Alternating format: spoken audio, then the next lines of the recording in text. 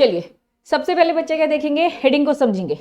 Corporate governance की बात हो रही है, कॉर्पोरेट गवर्नेंस रिक्वायरमेंट। अभी हम पढ़ क्या रहे, कॉर्पोरेट गवर्नेंस के तो सारे पॉइंट्स पढ़ रहे हैं, ठीक है। अब यहाँ पे हम किसको लेकर बात कर रहे हैं बच्चा, सब्सिडरी कंपनी।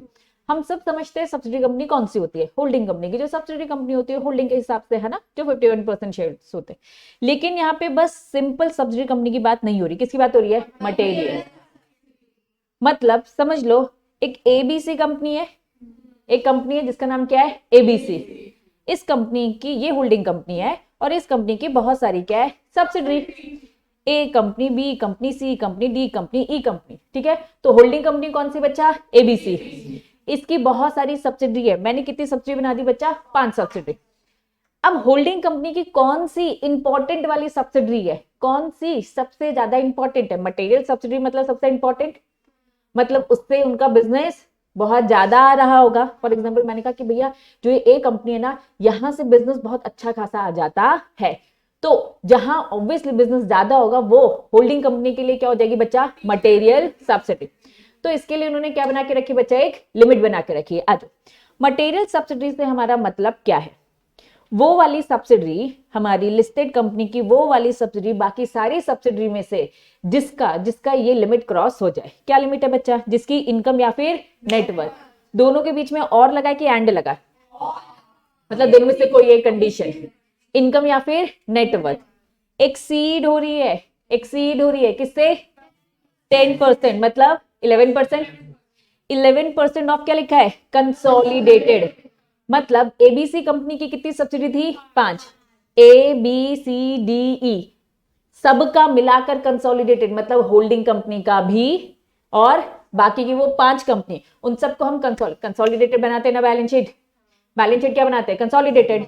मतलब होल्डिंग कंपनी भी और उसकी 5 सब्सिडी कंपनी, टोटल कितनी कंपनीज हो गई, 6 कंपनी का पूरा कंसोलिडेटेड हमने देखा। उसमें से जिस पर्टिकुलर कंपनी की क्या हो रही है बच्चा, नेटवर्थ या फिर इनकम कितने से ज्यादा है, 10% से ज्यादा है, मतलब 11% है। तो वो कंपनी हमारे लिए क्या होगी बच्चा, मटेरियल सब्सिडी। हम पढ़ रहे हैं मटेरियल सब्सिडी कंपनी कौन सी है, मटेरियल सब्सिडी कंपनी वो है जिस कंपनी की, मैंने कहा ए कंपनी की सबसे ज्यादा है, इनकम या फिर नेटवर्थ कितने से ज्यादा होती है, 10%। 10% किसका, कंसोलिडेटेड इनकम और नेटवर्थ। चलिए एग्जाम्पल से समझते हैं। बच्चा यहाँ एक क्वेश्चन दे रखा है, इस क्वेश्चन में साफ साफ लिखा है कंपनी का नाम क्या है, एबीसी लिमिटेड। इसकी कितनी सब्सिडी है, 3। ए बी सी 3 सब्सिडी हो गई। चलिए कंसोलिडेटेड इनकम बता दी, कंसोलिडेटेड मतलब किस किस की बता दी होगी, एबीसी कंपनी की भी, ए बी सी मतलब ये कितनी कंपनी की है कंसोलिडेटेड, 4। कितनी बता दी बच्चा, 300 करोड़ बता दी और 600 करोड़। ये 300 करोड़ क्या होगी बच्चा, इनकम है, ये 600 क्या है बच्चा, नेटवर्थ। क्वेश्चन में उन्होंने बोलते हमने कंसोलिडेटेड डेटा आपको दे दिया है। इन 4 कंपनी का कंसोलिडेटेड कितना होता है बच्चा, 300 होता है और 600 करोड़, इनकम और नेटवर्थ। क्या यहां तक क्वेश्चन समझ में आए। चलिए क्वेश्चन पूछ रहा है बताइए A B C in 3 subsidy में से मटेरियल कौन सी है। मैंने अभी आपको डेटा बताया, कितना होना चाहिए बच्चा, कितना होना चाहिए, क्या लिखा है बच्चा, एक्सीडिंग 10%, एक्सीडिंग 10%। चलिए देखते हैं, दोनों के बीच में और है, मतलब दोनों में से कोई भी एक कंडीशन फुलफिल होनी चाहिए। ए कंपनी की इनकम बता दी है और नेटवर्थ बता दी, बीसी की भी ऐसी बताइए। चलिए हमें 10% किसका देखना है, कंसोलिडेटेड का। इस 300 का 10% कितना होगा, 30 करोड़।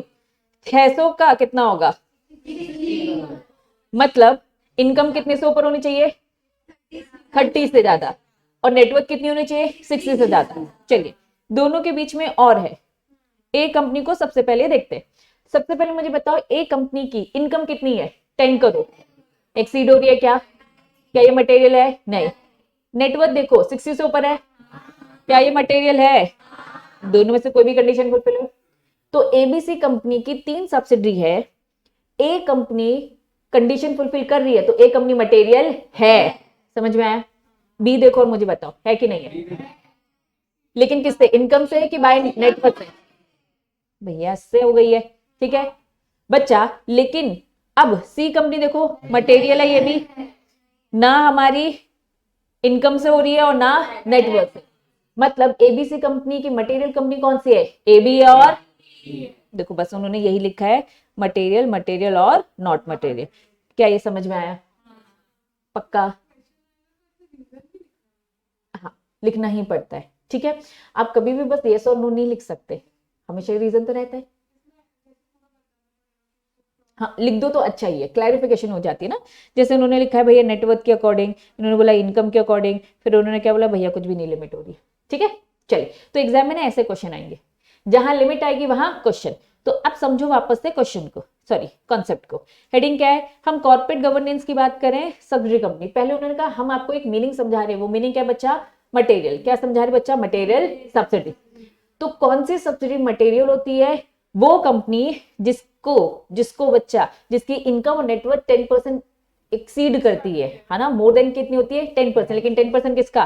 कंसोलिडेटेड इनकम और नेटवर्थ। ये कंसोलिडेटेड जो हमें देखना है, इन्होंने कहा भैया लिस्टेड का भी देखना और सारी सब्सिडीज मिलकर। मीनिंग समझ में आ गया? चलिए, एक्सप्लेनेशन में बस ये बोल रखा है कि डिटरमाइन करना पड़ता है, पॉलिसी बनानी पड़ती है, चिल्लर बात। आ जाइए सेकंड पॉइंट। अब बच्चा आपकी सब्सिडरी कंपनी लिस्टेड भी हो सकती है और बच्चा अनलिस्टेड। यहां पर स्पेसिफिक हम किसकी बात करें बच्चा? अनलिस्टेड की। एटलीस्ट एक इंडिपेंडेंट डायरेक्टर होना चाहिए बच्चा, the board of director of the listed company. अभी मेरे एग्जाम्पल में समझ लो क्या है, ये एबीसी लिमिटेड क्या है बच्चा? हमारी होल्डिंग कंपनी है। ये हमारी लिस्टेड कंपनी है, होल्डिंग कंपनी है। इसकी कितनी सब्सिडरी है बच्चा? ये 3 है। इन्होंने इसमें से बच्चा मटेरियल कौन सी थी? मटेरियल कौन सी थी? ए और बी, और सी तो नहीं थी। इन्होंने कहा कि इंडिपेंडेंट डायरेक्टर किसमें बच्चा? होल्डिंग कंपनी का, लिस्टेड कंपनी का जो इंडिपेंडेंट डायरेक्टर है बच्चा, shall be the board on the board of director of the, क्या लिखा है बच्चा? Unlisted material subsidy. भाई जो कंपनी लिस्टेड है उसमें तो इंडिपेंडेंट डायरेक्टर ऐसे ही आ जाएगा। इन्होंने कहा लेकिन अगर आपकी कंपनी किस नेचर की है? अनलिस्टेड सब्सिडरी है, और वो किस नेचर की है? मटेरियल।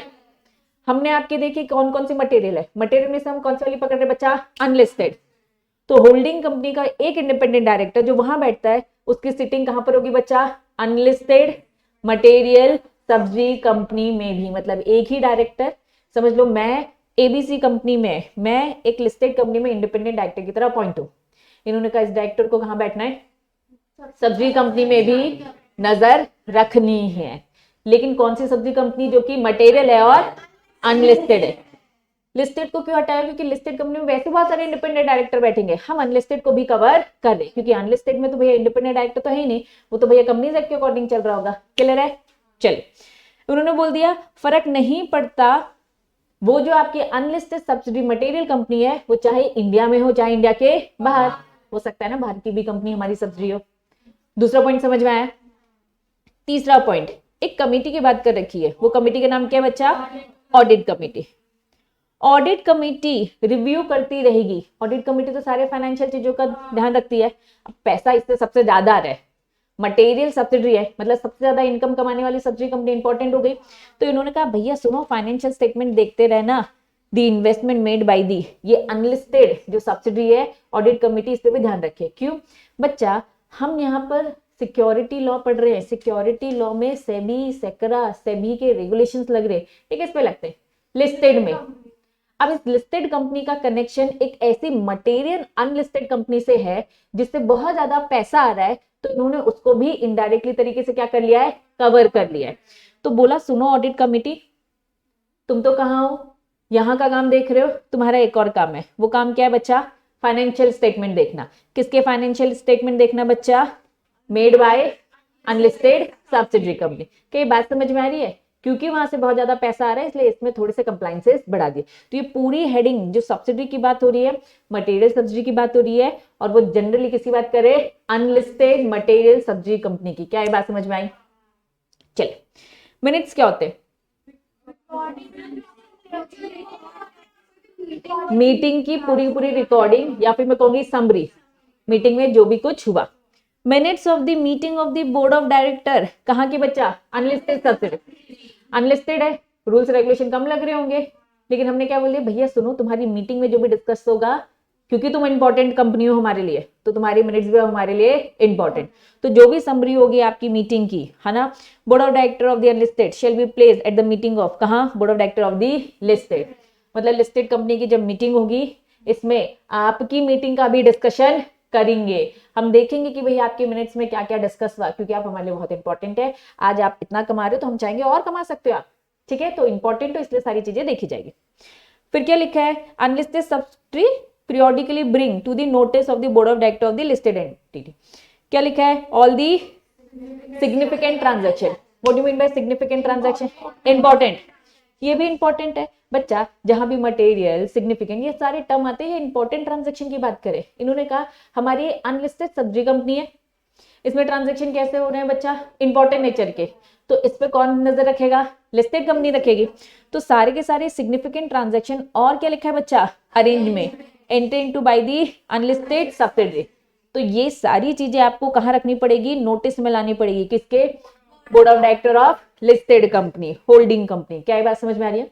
नीचे एक्सप्लेनेशन में उन्होंने बोल दिया हम सिग्निफिकेंट ट्रांजेक्शन से हमारा मतलब क्या है, मीनिंग समझा है। मीनिंग में वही लिखा है कि भैया आपका टोटल रेवेन्यू, टोटल एक्सपेंस, जो इंडिविजुअल एक्सपेंस है वो कितना है बच्चा, एक्सीडिंग 10%। ज्यादातर जहां कहीं भी मटेरियल आएगा, ज्यादातर, सब जगह नहीं बोल रही हूँ, ज्यादातर जगहों पे मटेरियल जहां बढ़ाते हैं वहां पे 10% वाली ही लिमिट आती है। अभी हमने रिलेटेड पार्टी ट्रांजेक्शन पढ़ा था लास्ट क्लास में, मटेरियल तो 10% था ज्यादातर जगह पे, कुछ एक्सेप्शनल है, ब्रांड वाली चीजों में तो बोल दिया था 5, है ना। अभी मैंने बोला ये मटेरियल सब्सिडी कौन सी होती है, इसमें भी 10% था। ऑल सिग्निफिकेंट ट्रांजेक्शन में भी क्या था, 10%। जनरली 10% होता है, लेकिन हाँ कहीं कहीं अलग भी होता है। तो इन शॉर्ट पूरा का पूरा कंक्लूड कर रही हूँ बच्चा, हेडिंग बताओ क्या है, corporate governance requirement related to subsidy. हम बस स्पेसिफिक यहाँ पे किसकी बात कर रहे हैं, सब्सिडरी। सब्सिडरी को अलग से और रूल्स रेगुलेशन फॉलो करने पड़ेंगे। पहले उन्होंने बताया देखो हम मटेरियल को कवर कर रहे हैं, मटेरियल सब्सिडी से मतलब हमारा क्या है, सारी कंसोलिडेटेड का 10%, चाहे इनकम हो चाहे नेटवर्क। क्वेश्चन हमने लगाकर देख लिया, ठीक है। फिर उसके बाद उन्होंने कहा ये कॉर्पोरेट गवर्नेंस एक्स्ट्रा फॉलो करने पड़ेंगे। भैया लिस्टेड कंपनी का एक इंडिपेंडेंट डायरेक्टर बैठेगा इधर, आपके मिनट्स को देखा जाएगा, ऑडिट कंपनी को बोलते हैं फाइनेंशियल रिजल्ट देखना। आपका भी काम है कि जितने भी सिग्निफिकेंट ट्रांजैक्शंस है वो भी बोर्ड ऑफ डायरेक्टर के नोटिस में लाए, लिस्टेड कंपनी के। क्लियर है बच्चा। तो ये चिल्लर चिल्लर बातें थी, ठीक है, लेकिन मटेरियल सब्सिडी को ध्यान रखना, लिमिट वाली चीजें। चलिए ये क्वेश्चन भी हमने लगा लिया, ये तो क्वेश्चन पेपर में मैंने डिस्कस कर लिया था। नेक्स्ट हेडिंग देखो क्या लिखा है, हमने चैप्टर के एंड में सीएस के काम पढ़ लिए थे, कंप्लायंस ऑफिसर पढ़ लिया था, ठीक है, कॉर्पोरेट गवर्नेंस वाला। अब देखो यहाँ पे वो 2 ऑडिट की बात हो रही है, वो इन्हीं ऑडिट की बात करें जो चैप्टर के एंड में भी रिपीट है, ठीक है।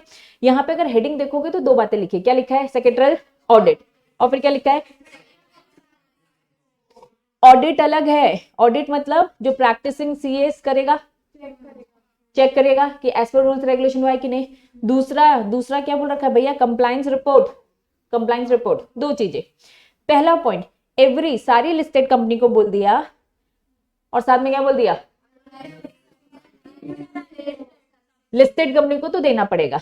मतलब मेरे एग्जांपल में एबीसी हमारी होल्डिंग कंपनी, सब्सिडी कंपनी, इसको तो सेक्रेटरियल ऑडिट करवाना है, लेकिन जो अनलिस्टेड हो तो उनको नहीं करवाना होता है। लेकिन अगर वो अनलिस्टेड क्या है, लेकिन उन्होंने बोला सुनो कहाँ इनकॉर्पोरेटेड है, इंडिया, तो प्रैक्टिसिंग सीएस से उसका भी ऑडिट करवा ले। मतलब 2 लोगों को करवाना है, सारी लिस्टेड कंपनी को तो कराना है, लेकिन अगर इस लिस्टेड कंपनी की कोई अनलिस्टेड है, और अनलिस्टेड सब्सिडी कंपनी कौन सी, मटेरियल, मतलब जो मटेरियल नहीं है उसको कराने की जरूरत नहीं है। मटेरियल है तो पैसा ज्यादा तो बच्चा कंप्लायंस से ज्यादा, ठीक है। चल इनकॉर्पोरेटेड शेल, भैया एक सीएस, प्रैक्टिसिंग सीएस आकर सेक्रेटरियल ऑडिट करेगा, और साथ में एनेक्स कर देगा क्या बच्चा, इसकी रिपोर्ट।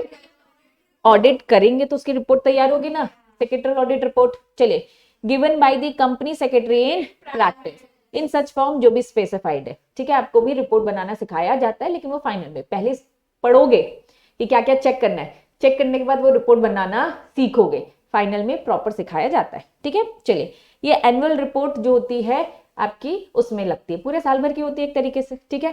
पहला सेक्रेटरियल ऑडिट रिपोर्ट समझ में आया, दूसरा नाम क्या था, सेक्रेटरियल कंप्लायंस रिपोर्ट, सारे कंप्लायंसेस चेक कर रहे हैं, ठीक है। Every listed company shall submit, every listed, लेकिन अब सब्सिडी लिखा है क्या, नहीं, इनको कंप्लायंस रिपोर्ट करना पड़ेगा इन सच फॉर्म, जो भी, किसको देना पड़ेगा, स्टॉक एक्सचेंज। कब, 60 डेज। कहां से, हमेशा बस डेट टाइम नहीं देखना चाहिए, 30 दिन 60 दिन, 45 डेज, लेकिन कहाँ से कब? जब भी फाइनेंशियल ईयर खत्म होता है वहां से। तो ये 2 रिपोर्ट, ठीक है। सीएस का काम अभी तक का अगर आपने देखा होगा पूरे चैप्टर में, हम कंप्लायंस ऑफिसर हैं, हम कंप्लायंस रिपोर्ट तैयार करते हैं जो कि जॉब करने वाला है, ठीक है। फिर बाहर के आगे ये लोग कंप्लायंस रिपोर्ट तैयार करते हैं, सेक्रेटरी ऑडिट भी बाहर वाला होता है। ये सारे काम हमने बहुत सारे सिग्नेचर भी देखे कि शेयर सर्टिफिकेट का कंप्लायंस हुआ है कि नहीं हुआ है, उसमें भी सिग्नेचर होते हैं। तो ये सारे काम किसके होते हैं बच्चा? सीएस के होते हैं। चलिए अब बच्चा एक हेडिंग देखो क्या लिखा है, ऑब्लिगेशन रिस्पेक्ट ऑफ।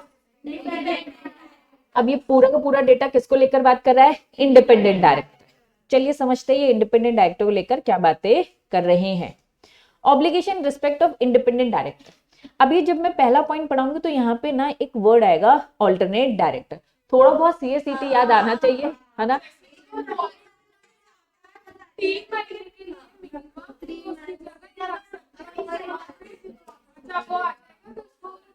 चलो जिनको याद है वेरी गुड, है ना। जिनको याद नहीं है तो मैं एक बार बताऊंगी ही। ऑल्टरनेट डायरेक्टर, है ना।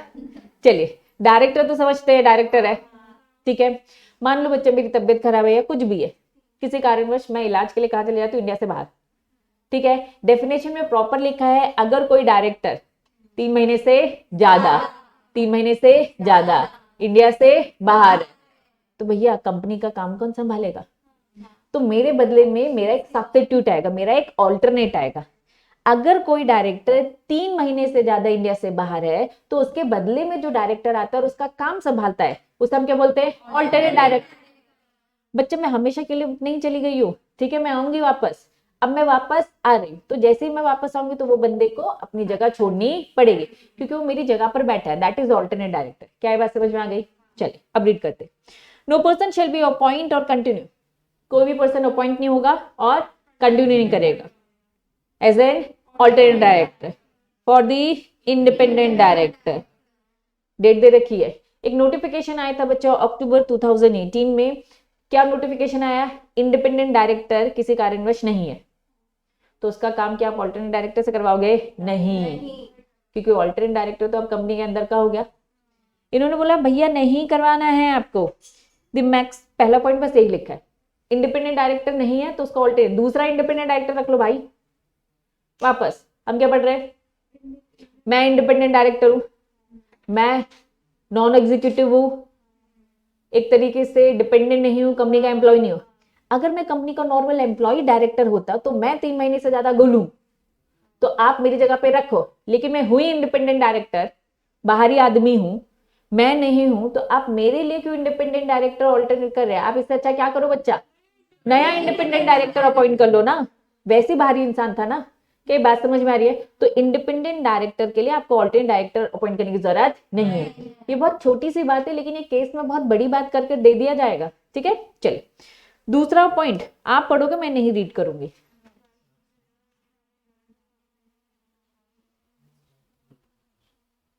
मैक्सिमम टेन्योर मतलब क्या होता है? Time period. ये इंडिपेंडेंट डायरेक्टर कब तक के लिए अपॉइंट होगा?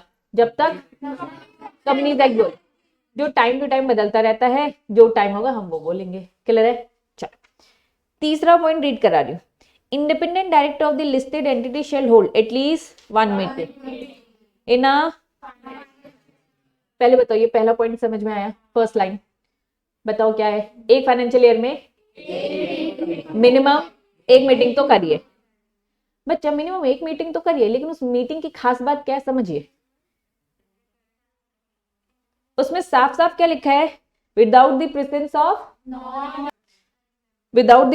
Of non independent director. Independent समझते हैं, नॉन इंडिपेंडेंट मतलब dependent. Without the presence of the non independent director और मेंबर ऑफ द मैनेजमेंट। एक मीटिंग ऐसी करो जिसमें बस सारे के सारे इंडिपेंडेंट हो। तुम्हारा जो डिस्कशन होगा इंपॉर्टेंट इंडिपेंडेंट डायरेक्टर का, अपनी खुद की अलग से सेपरेट मीटिंग करो भैया। सबके साथ तो वैसे ही करनी है, हमने तो वैसे ही पढ़ाया ना। नॉर्मली डायरेक्टर की मीटिंग होनी चाहिए साल भर में मिनिमम 4। आपको 20 करनी, 20 करो ना, मिनिमम हमने बोला 4। उसमें तो आप बैठोगे इंडिपेंडेंट डायरेक्टर। लेकिन इंडिपेंडेंट डायरेक्टर कंपनी में अगर एक से ज्यादा इंडिपेंडेंट डायरेक्टर तो भैया आपको भी अपनी अलग से एक मीटिंग करनी चाहिए जिसमें कोई भी डिपेंडेंट डायरेक्टर ना हो। बात समझ में आई? साल भर में एक ऐसी मीटिंग जिसमें बस only independent director. All the independent director shall strive बोले तो ट्राई करेंगे, try to be present at such meeting. अगर कंपनी में 4-5 इंडिपेंडेंट डायरेक्टर तो ट्राई करो 5 को 5 आकर डिस्कशन करें कंपनी को लेकर, क्योंकि बच्चा शायद आप उनके सामने नहीं कर सकते, कुछ बातें ऐसी होंगी, तो इसीलिए आप अपनी एक अलग से सेपरेट मीटिंग एक तो कम से कम आपको करनी पड़ेगी। क्लियर है? चलिए लॉजिक समझ में आ रहा है ना बच्चा, फेयरनेस मेंटेन रहेगी। Next, an independent director who resign और रिमूव में डिफरेंस होता है। रिजाइन बोले तो खुद लात मार दिया हमने, हमें नहीं करना। रिमूव मतलब कंपनी ने भगा दिया, ठीक है। इंडिपेंडेंट डायरेक्टर ने या तो खुद छोड़ा या तो कंपनी ने उसे रिमूव कर दिया, ठीक है। शेल बी रिप्लेस, भैया इंडिपेंडेंट डायरेक्टर की जगह पर कौन आएगा? नया independent, new independent director of the listed. इन्होंने कहा कब तक आ जाना चाहिए? इन्होंने कहा नॉट लेटर देन, ज्यादा टाइम मत लगाना, जो भी आपकी नेक्स्ट मीटिंग होगी बोर्ड ऑफ डायरेक्टर की उसमें अपॉइंट कर लो, या फिर 3 महीने जब भी सच वैकेंसी होती है, विच एवर इज लेटर, मतलब आपको 3 महीने तक का तो टाइम दिया जा रहा है। आज हमने एक इंडिपेंडेंट डायरेक्टर निकाला और 5 दिन के अंदर अंदर हमारी एक मीटिंग है, तो उस मीटिंग में कर लो, या फिर हमने आपको कितना टाइम दिया? 3 महीने, जो लेट होगा। अब 3 महीने का टाइम है ज्यादा से ज्यादा, इससे ज्यादा नहीं। बच्चा मान लो इंडिपेंडेंट डायरेक्टर की अब हमें जरूरत नहीं थी, हमारी कंपनी में 5 इंडिपेंडेंट डायरेक्टर थे। कितने हैं बच्चा? 5, ठीक है। एक इंडिपेंडेंट डायरेक्टर को रिमूव कर दिया गया, तो आपको जल्द से जल्द अपॉइंट कर देना है। उन्होंने कहा या तो नेक्स्ट बोर्ड मीटिंग या तो 3 महीने, विच एवर इज लेटर। आपको लग रहा है कि नहीं यार ये 4 इंडिपेंडेंट डायरेक्टर्स हमारा काम चल रहा है, तो फिर अपॉइंट करने की जरूरत है क्या? नहीं, कंपनी की मर्जी। ऐसा नहीं कि अगर इसको हटा दिया तो ऐसा कंपलसरी नहीं है कि हटा दिया उसके बदले में नहीं लेकर ही आओ, जरूरत है तो लेकर आओ, जरूरत नहीं है तो मत लेकर आओ, बाकी 4 भी तो है। अगर एक ही इंडिपेंडेंट डायरेक्टर था उसी को निकाल दिया तब तो लेकर आना पड़ेगा, क्योंकि रूल्स रेगुलेशंस बोलते हैं। क्या ये बात समझ में आई? तो जो ये चौथा पॉइंट है इसको बहुत डिटेल में उन्होंने एक्सप्लेन किया है बच्चा, ये तो हमें समझ में आ गया। Explanation, fulfil the requirement of independent director without बच्चा क्या लिखा है? Filling the vacancy create by replacement not apply. इन्होंने कहा भैया अगर जरूरत हो, ये पूरा पैराग्राफ को रीड करना, जरूरत हो तो लेकर आना, जरूरत नहीं है तो मत लेकर आओ। तो ये आपकी कंपनी की जरूरत के हिसाब से है, दैट्स इट, ठीक है। चलिए अब लिस्टेड एंटिटी क्या करेगी? इंडिपेंडेंट डायरेक्टर को जैसे ही अपॉइंट करेगी, ये तो इंडिपेंडेंट है, इसको कंपनी का सारा एबीसीडी पता है क्या? नहीं, बताओगे? तो लिस्टेड कंपनी की रिस्पॉन्सिबिलिटी है इंडिपेंडेंट डायरेक्टर को क्या करवाओ बच्चा? फैमिलियराइज करो, मतलब बताओ सारी इंफॉर्मेशन, क्या क्या नेचर, इंडस्ट्री, कंपनी क्या है, बिजनेस मॉडल क्या है, रोल, राइट्स, उसकी रिस्पॉन्सिबिलिटी, यानी अदर जो भी रिलेवेंट है। कुछ नहीं, अब ये जनरल बातें हैं, अपॉइंट कर लिया, सारी इंफॉर्मेशन दीजिए, जनरल बातें बच्चा, ठीक है। एवरी इंडिपेंडेंट डायरेक्टर, जब भी फर्स्ट बोर्ड मीटिंग होगी, हमने जैसे इंडिपेंडेंट डायरेक्टर को अपॉइंट किया, उसकी जब भी पहली उसकी फर्स्ट बोर्ड मीटिंग होगी, उसको डिक्लेरेशन देना पड़ेगा कि भैया वो इंडिपेंडेंट है, उसका खुद का एक लेटर कि मैं एकदम इंडिपेंडेंट हूं। कंपनी भी अपनी तरफ से क्रॉस चेक करेगी, लेकिन वो अपनी तरफ से एक डिक्लेरेशन तो देगा, मैं इंडिपेंडेंट हूं। आज हम पढ़ेंगे इंडिपेंडेंट डायरेक्टर की जो डेफिनेशन, उसमें आपको पूरा पता चल जाएगा कि इंडिपेंडेंट डायरेक्टर में क्या क्या क्वालिफिकेशन होनी चाहिए। तो वो कहेगा कि हाँ एज पर रूल्स रेगुलेशन मैं एकदम इंडिपेंडेंट हूँ और एलिजिबल हूँ इस सीट के लिए। क्लियर है बच्चा? तो अपनी फर्स्ट बोर्ड मीटिंग में डिक्लेरेशन दे देना रिटर्न फॉर्म में, ओरल बोलने से चलता कुछ नहीं है। मैं अगर ओरल बोलूंगी हाँ मैं इंडिपेंडेंट हूँ, प्रूफ क्या करोगे कल को अगर मैं डिपेंडेंट निकलती हूँ? तो इसलिए लेटर भी दे दो, ये लेटर आप सबमिट करोगे, कल को कुछ भी पंगा होगा तो आप ये लेटर प्रूफ की तरह यूज कर सकोगे, इसलिए सारी चीजें रिटर्न होती है, ठीक है। चलिए 1 अक्टूबर 2018 को एक नोटिफिकेशन आया जिसमें क्या बोल दिया? Top 500 listed company market capitalisation के अकॉर्डिंग, ठीक है। एक वर्ड लिखा है, क्या लिखा है? डायरेक्टर और इंश्योरेंस। इंश्योरेंस समझते हैं, वही वाला इंश्योरेंस, शॉर्टकट में इसको डीएनओ इंश्योरेंस बोलेंगे। डीएनओ इंश्योरेंस से समझ जाना क्या? डायरेक्टर और ऑफिसर, समझ जाएंगे पक्का? चलिए इन्होंने बोल दिया जितनी भी टॉप 500 लिस्टेड कंपनी है वो अपने डायरेक्टर और ऑफिसर का क्या करवाएंगे? इंश्योरेंस कंपनी करवाती है, क्योंकि भैया जो डायरेक्टर ऑफिसर है ये बहुत इंपॉर्टेंट लोग हैं, पूरी कंपनी को चला रहे, इन पे अगर कोई बात आ गई तो इंश्योरेंस कंपनी पूरा इनका खर्चा पानी जो भी लॉस है वो रिकवर कर देगी कंपनी को, क्योंकि बच्चा इन पे भी तो पेनल्टी लगती है ना, भारी भरकम। हमने तो पढ़ा है ना, कोई भी इंचार्ज ऑफिसर हो, इंचार्ज ऑफिसर कौन होते हैं? यही होते हैं। तो टॉप 500 लिस्टेड कंपनी को बोल दिया अपने डायरेक्टर ऑफिसर का क्या करवाना? इंश्योरेंस करवा के रखना, ठीक है। कल को कुछ भी होता है तो इंश्योरेंस कंपनी इनके बिहाफ में कंपनसेशन पे करेगी। फॉर एग्जाम्पल बच्चा, हम किसी भी चीज का इंश्योरेंस करा रहे हैं, मैंने अपने फोन का इंश्योरेंस करा के रखा है, अगर मेरा इंश्योरेंस में कवर है तो मेरा फोन अगर टूट जाता है तो पैसा मेरे पॉकेट से जाता है कि इंश्योरेंस कंपनी देती है? सेम, डायरेक्टर कंपनी को चला रहा है, कुछ 19-20 हो गया, उसका इंटेंशन नहीं था, गलती से कुछ अगर गलत फहमियां हो गई तो डायरेक्टर को अपने पॉकेट से पे करना पड़ेगा। लेकिन यहाँ पे क्या बोल दिया, अगर उसका क्या है इंश्योरेंस, तो कौन पे करेगा? Insurance company. ठीक है, बस इंश्योरेंस कंपनी देखिए भैया गिल्टी माइंड तो नहीं था, गलत इंटेंशन तो नहीं थी। ठीक है, गलती से अगर हो गया है मेंस रिया, ठीक है, तो फिर इंश्योरेंस कंपनी पे करती है। क्लियर है? उन्होंने बोल दिया सुनो आपके ऊपर रिस्पॉन्सिबिलिटी क्या है, इन डायरेक्टर ऑफिसर में क्या बोल दिया, सारे के सारे इंडिपेंडेंट डायरेक्टर का भी इंश्योरेंस करवा दिए। किनको बोला है? टॉप सच क्वांटम, जैसा वो रिस्क उठा रहे, इंडिपेंडेंट डायरेक्टर जितना जो रिस्क उठा रहे उस हिसाब से देख लेना आप, बोर्ड ऑफ डायरेक्टर डिसाइड कर लो कितने अमाउंट तक का इंश्योरेंस होना चाहिए। अमाउंट होता है ना, पूरे चकनाचूर हो गया और मैंने 2000 का इंश्योरेंस करवाया था, तो बच्चा 2000 के हिसाब से वो कंपनसेट करेंगे ना कि पूरा 20-30 हजार दे देंगे मुझे, है ना? तो जितने अमाउंट का होगा, रिस्क होगा, वो आप कैलकुलेट बोर्ड ऑफ डायरेक्टर खुद से कर लेना। बस हमारी कंडीशन क्या है, इंश्योरेंस करवाते वक्त बोर्ड ऑफ डायरेक्टर ऑफिसर तो आएंगे साथ में, सारे के सारे। समझ में आ गया? चलिए, अब बच्चा कुछ चिल्लर चिल्लर बातें हैं, ये तो मैं पढ़ाऊंगी भी नहीं, हेडिंग पढ़ो पहले एक बार। किस किस की ऑब्लिगेशन?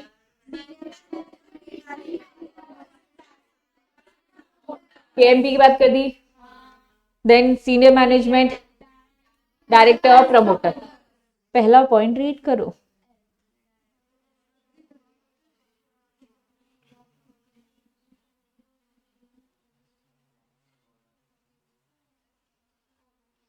हर डायरेक्टर को इन्फॉर्म करना पड़ेगा क्या, किस किस कमेटी में क्या क्या। अपनी पोजीशन बताओ भैया, 4 कमेटी है, 4 कमेटी में आपकी क्या है, दूसरी कंपनी का हमें क्या पता होगा, तो डायरेक्टर की रिस्पॉन्सिबिलिटी है, लिमिट है 10 की है एज अ मेंबर और चेयरपर्सन की एज अ 5 है, दोनों कंसिडर होता है। वेरी गुड बच्चा, यहाँ पे बोल दिया हर डायरेक्टर की रिस्पॉन्सिबिलिटी है, क्या रिस्पॉन्सिबिलिटी है, अपनी पोजीशन बताइए, कहाँ कहाँ क्या क्या है, आपको बताता रहना पड़ेगा। सेकंड पॉइंट फिर से पढ़ो तुम, सेकंड।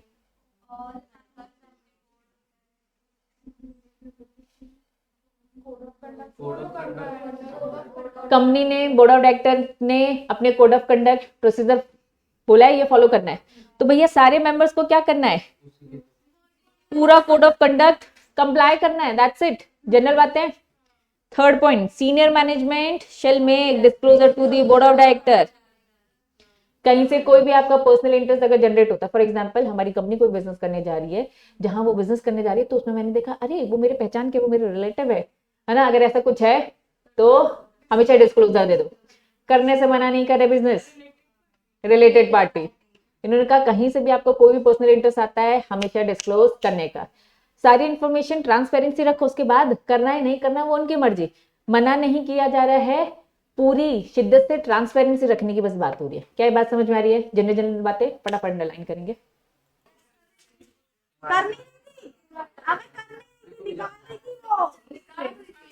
डब्बा डब्बा ना तो वो पूरा उसका है, पूरा कट गया, पूरी निकल गई चमड़ी ऊपर।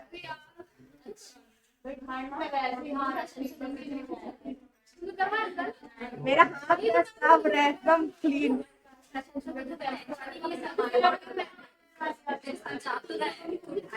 नहीं खाने के लिए हाँ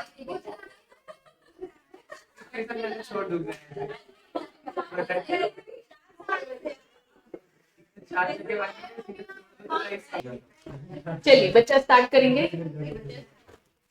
अब बच्चा, इस चैप्टर की एक इंपॉर्टेंट डेफिनेशन है इंडिपेंडेंट डायरेक्टर। ठीक है, इस डेफिनेशन को अगर आप देखेंगे तो ये आपको डेफिनेशन वाली जगह पर मिल जाएगी, वेरी वेरी वेरी इंपॉर्टेंट। ठीक है, अब कभी भी ऐसा नहीं आता कि इंडिपेंडेंट डायरेक्टर की पूरी पूरी डेफिनेशन दे दो, ऐसे क्वेश्चंस कभी भी नहीं आएंगे। इसमें पॉइंट करके 1 2 3 4 5 6 7 8, ये 8 पॉइंट्स है जिनके कॉन्सेप्ट को आपको समझना है। एक एक पॉइंट में क्या बन सकता है बच्चा, केस स्टडी। जून 2022 के अटेम्प्ट में क्वेश्चन भी आया था, पहले कॉन्सेप्ट समझेंगे फिर क्वेश्चन लगाकर देखेंगे कि हमारे कॉन्सेप्ट क्लियर हुए हैं कि नहीं। ठीक है, कभी ऐसा नहीं आएगा कि भैया right a short note independent director पूरा लिख दिया डेफिनेशन, नहीं। ठीक, चलो बच्चा, अगर इसकी लैंग्वेज में जाओगे तो लैंग्वेज इजी है, थोड़ा कहीं कहीं कॉम्प्लिकेशन है, समझ में आएगा, लेकिन इसके लिए आपको मैं है ना शॉर्ट नोट दूंगी प्रिंट कर कर प्रॉपर ऐसा फ्लो चार्ट फॉर्म में, तो इसकी टेंशन मत लेना। चलिए इंडिपेंडेंट डायरेक्टर जल्द मिल जाएगा है ना। चलो इंडिपेंडेंट डायरेक्टर की बात करते हैं। ये इंडिपेंडेंट डायरेक्टर क्या है? सबसे पहला point, independent director in the opinion of the board, board बोले तो board of director, board of director में एक इंडिपेंडेंट डायरेक्टर को बैठाना चाह रहे हैं, वो एकदम क्या होना चाहिए? इंडिपेंडेंट होना चाहिए। द पर्सन ऑफ द क्या होना चाहिए बच्चा? इंटीग्रिटी।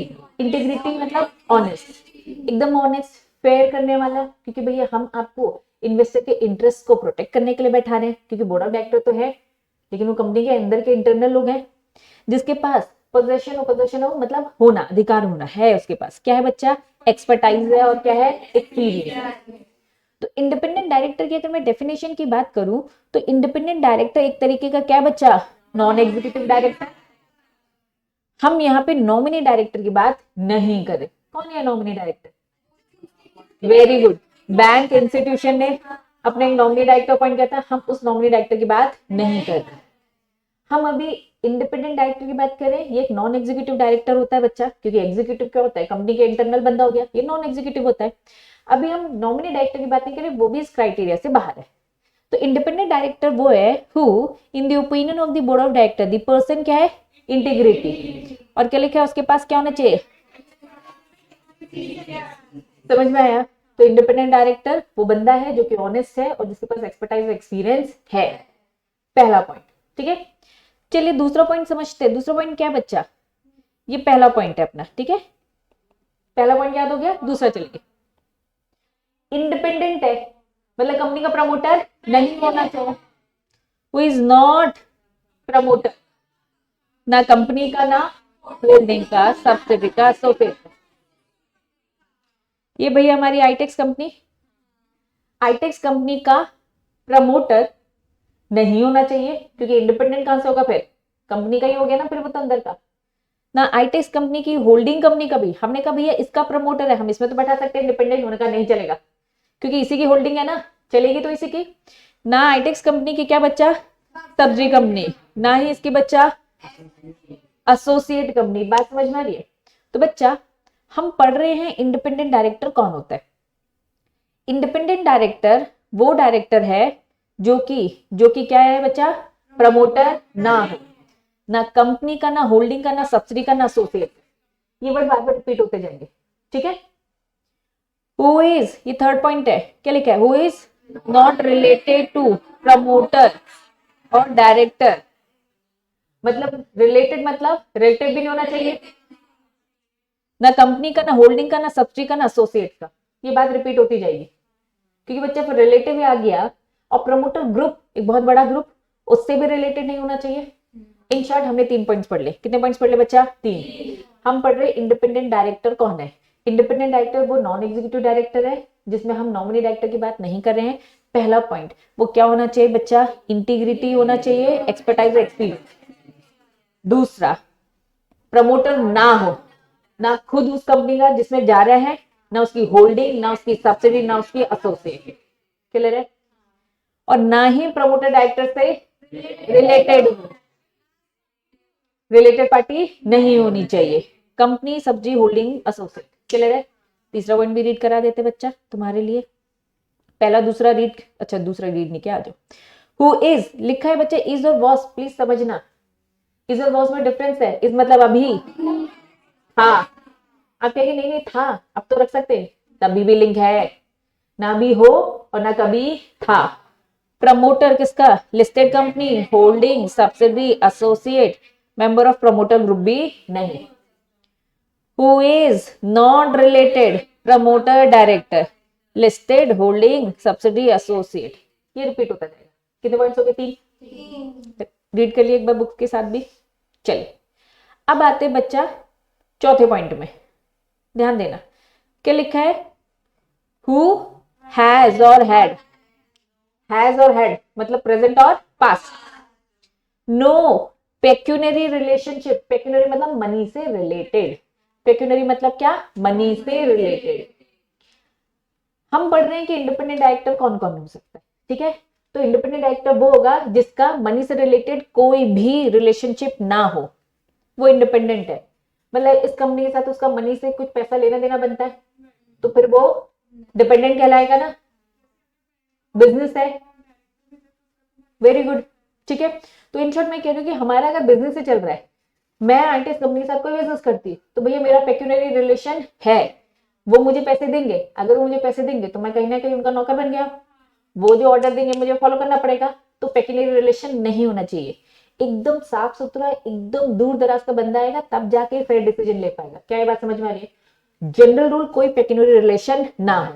नीचे लिखा है अदर देन, नीचे लिखा है अदर देन, मतलब ये एक्सेप्शन है, ये पेक्यूनरी रिलेशन अलाउड है। इंडिपेंडेंट डायरेक्टर वो है जिसका इस कंपनी से कोई भी पैसा लेना देना ना बनता। अदर देन मतलब ये पैसा लेना देना बनेगा तो चलेगा। खुद सोचो, समाज सेवा करने आए क्या इंडिपेंडेंट डायरेक्टर बनकर? सैलरी मिलेगी, तो सैलरी अगर मिल रही है, बस सैलरी मिल रही है क्योंकि इंडिपेंडेंट डायरेक्टर की पोजीशन, तो वो तो अलाउड होगा ना। तो पहला पॉइंट ये लिखा है भैया रेम्यूनरेशन मिल रहा है तो वो तो अलाउड होगा, नहीं तो मैं क्यों फ्री में आऊंगी, कोई पैसा लेना देना ना हो। एक आध पैसा लेना देना तो बनता है, मुझे मेरी सैलरी सिटिंग फीस, ठीक है। या फिर क्या लिखा है, और हैविंग ट्रांजेक्शन, इन्होंने कहा छोटा मोटा ट्रांजेक्शन चलता है, कितना छोटा मोटा, नॉट एक्सीडिंग 10% से ज्यादा नहीं, नॉट एक्सीडिंग 10 मतलब कितना कम परसेंट बताओ, नॉट एक्सीडिंग 10 लिखा है, एक्सीडिंग 10 10 से ज्यादा नहीं, 10 है कि नहीं मुझे बताओ, नॉट एक्सीडिंग 10 10 है, समझ में आया? चलो, हिज टोटल इनकम, बच्चा अब उन्होंने क्या बोल दिया, जो भी टोटल इनकम है उसका हम देखेंगे 10%, ठीक है। किसके साथ ट्रांजेक्शन बच्चा? कंपनी, होल्डिंग, सब्सिडी, एसोसिएट, या तो कंपनी से कोई ट्रांजेक्शन ना हो और ना ही कंपनी के, और ये ट्रांजेक्शन कब देखेंगे? पिछले, PFI मतलब preceding financial year, doing to immediate, पिछले 2 साल, मतलब अगर 5 साल पुराना कोई ट्रांजेक्शन है तो भैया चला लेंगे भाई, लेकिन एकदम फ्रेश नहीं होना चाहिए। आज हम खड़े हैं, हम पिछले 2 साल का, तुरंत पिछले 2 साल का देखेंगे, उसमें आपका ट्रांजेक्शन 10% से ज्यादा का नहीं होना चाहिए। मतलब छोटे मोटे ट्रांजेक्शन अलाउड है, पता चला कभी कुछ किया हो, कहीं से रिलेटिव से निकल आया तो थोड़ा बहुत अलाउड है, लेकिन बहुत ज्यादा बिजनेस है तो मतलब कनेक्टेड हो, ठीक है। पिछले 2 साल में भी नहीं और करंट ईयर में भी नहीं। हम पढ़ क्या रहे हैं? फोर्थ पॉइंट क्या बोलता है? इंडिपेंडेंट डायरेक्टर वो है जिसका कोई भी पेक्यूनरी रिलेशन नहीं है, 2 एक्सेप्शन है, अलाउड है, रेम्यूनरेशन मिलना ठीक है, और 10% तक का बिजनेस अलाउड है, कंपनी से या फिर कंपनी के प्रमोटर से। ये कब देखा जाएगा बच्चा? पिछले 2 साल का और इस साल का भी देखा जाएगा। क्या बस में अभी मेरा फाइनेंशियल ईयर कौन सा चल रहा है? 2023, इस साल भी देखा जाएगा और पिछले 2 साल भी देखे जाएंगे। बात समझ में आ गई? आओ एक बार रीड कर ले फोर्थ पॉइंट। बच्चा पहला, दूसरा, तीसरा पढ़ चुके, अब मैं चौथा पढ़ रही हूँ।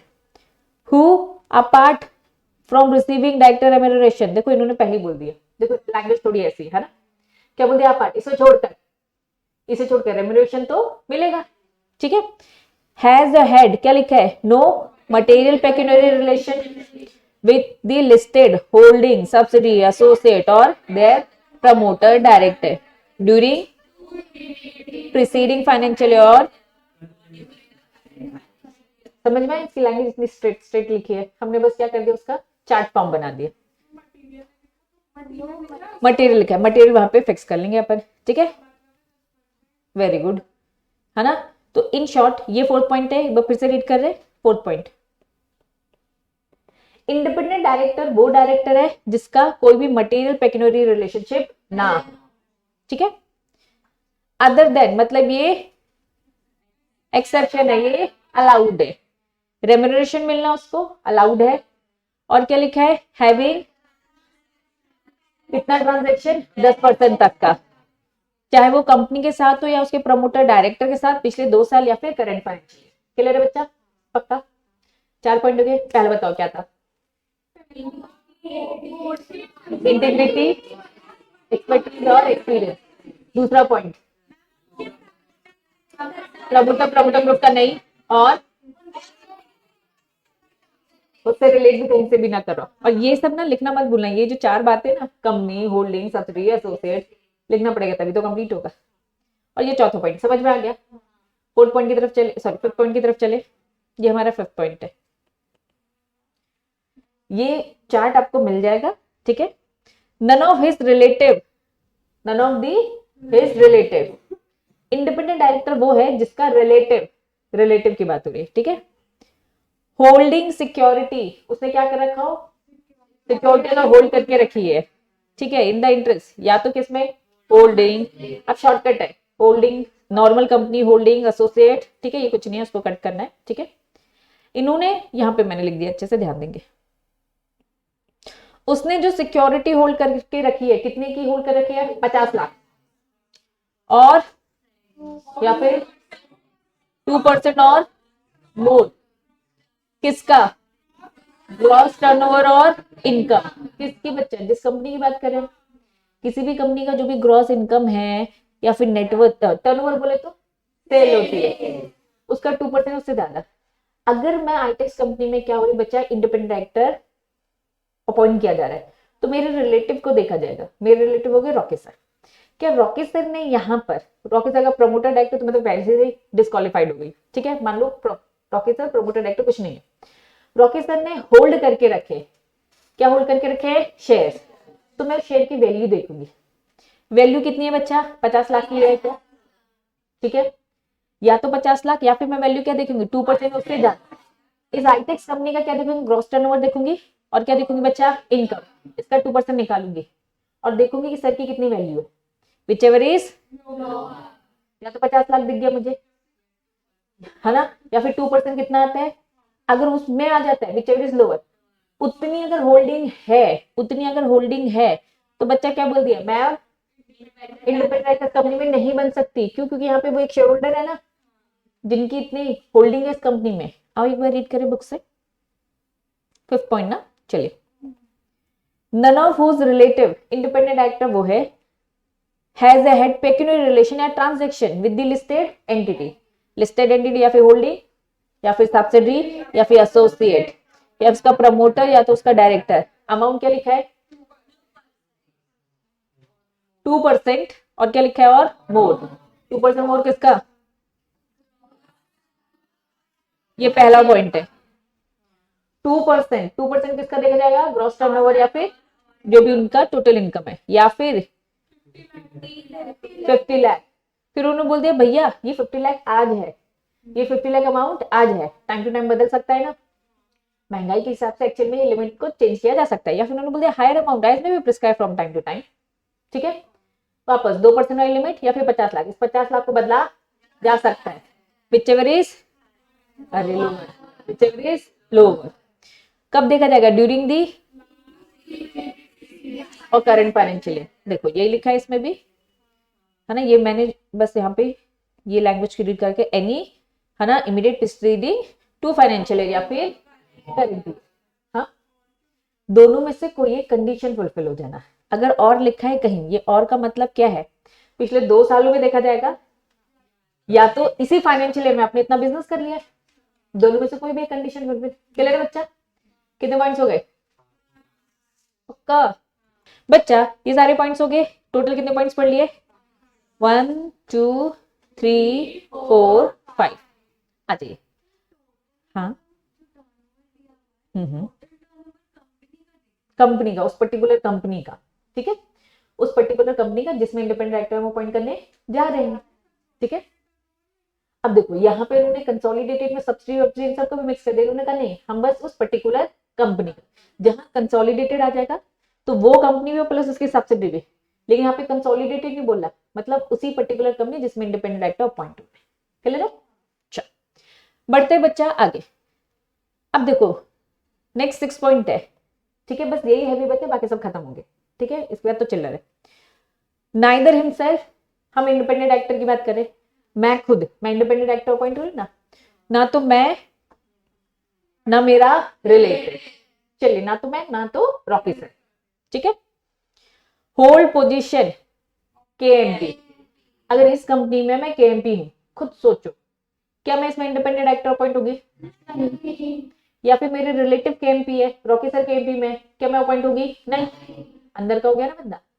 अगर मैं या फिर मेरा रिलेटिव किसी भी कंपनी में केएमपी है या फिर क्या है, एम्प्लॉय है, केएमपी तो बड़ी पोजीशन, अदर देन भी अगर कोई एम्प्लॉय की भी पोजीशन में है बच्चा, चाहे वो होल्डिंग, सब्सिडी और एसोसिएट, और ये नॉर्मल कंपनी बोल दिया, वही चार, कंपनी, होल्डिंग, सब्सिडी, एसोसिएट, इसमें अगर केएमपी पोजीशन में हूं, रॉकी सर इस कंपनी में नहीं है लेकिन इसकी होल्डिंग कंपनी में केएमपी है, तो क्या मैं अपॉइंट हो पाऊंगी? नहीं। रिलेशन आ रहा है ना, ना तो मैं ना तो मेरा रिलेटिव, नहीं अपॉइंट होगा बच्चा।